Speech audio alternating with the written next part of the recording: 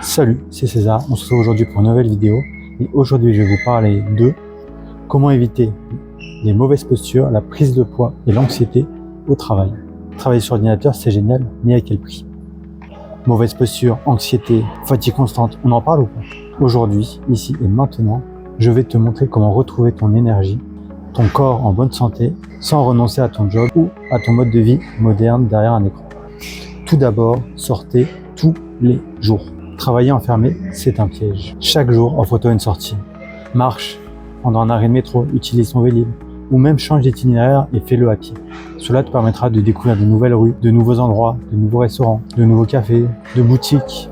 Prendre la lumière du jour, et surtout en ces périodes estivales, c'est reprendre vie. Le deuxième point important, c'est faire de l'exercice chaque jour. Même 10 minutes d'étirement par jour, c'est déjà énorme.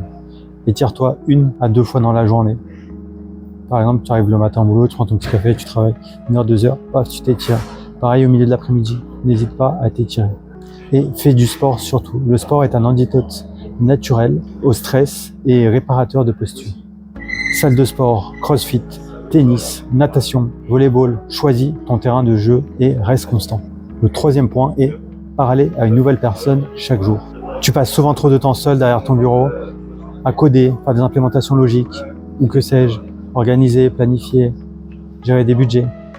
Chaque jour, échange avec des personnes que tu ne connais pas. Une personne à la machine à café, une personne à la pause de midi, quelqu'un qui attend pour prendre son ticket de métro, que tu rencontres dans la rue. Cela libère ton mental de l'isolement numérique et te permet de réveiller ton énergie sociale. Mon quatrième point, c'est limiter le temps d'écran après le travail. N'hésite surtout pas à remplacer Netflix par un livre, une sortie, une vraie discussion.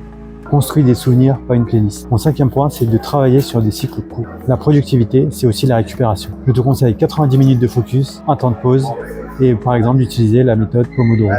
Le sixième point, dont j'avais déjà évoqué le sujet avant, c'est étirez-vous et changez de posture régulière au bureau. Toutes les 30 minutes, essayez de vous étirer, de faire le dos rond, le dos creux sur votre chaise, de vous rapprocher en bord, etc.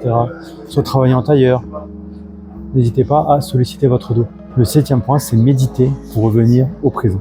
La technologie, les notifications te tirent vraiment dans tous les sens. Ton esprit est happé à droite, à gauche, entre l'Instagram, Snapchat, les notifs Facebook, les pubs des Deliveroo, les notifs SNCF, Air France, pour les billets de festival, etc.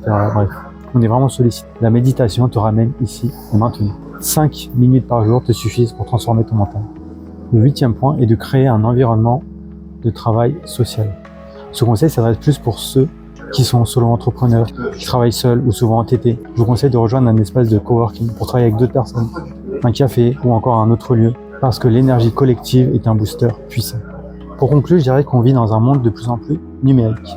Mais ton corps, ton âme, ton esprit a besoin d'air, a besoin de couper avec tout cet environnement numérique. Bouge, ris, respire, vis ta vie, au lieu de la laisser défiler derrière un écran.